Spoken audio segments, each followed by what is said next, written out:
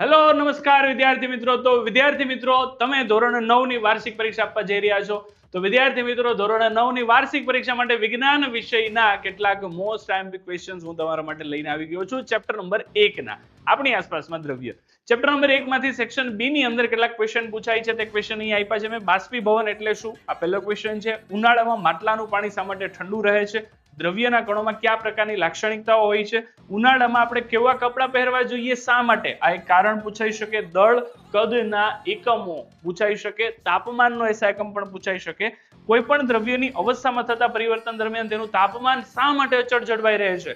અને સાથે સાથે નીચે દર્શાવેલ તાપમાને પાણીની ભૌતિક અવસ્થા કઈ છે તે જણાવવાનું છે. અને છેલ્લા ક્વેશ્ચનમાં તાપમાનને અંશ સેલ્સિયસમાં રૂપાંતર કરો, અથવા તો આનું ઊંધું પણ પૂછાઈ શકે. કેલ્વિનમાંથી અંશ સેલ્સિયસમાં અથવા અંશ સેલ્સિયસમાંથી કેલ્વિનમાં જવાનું પૂછાઈ શકે છે.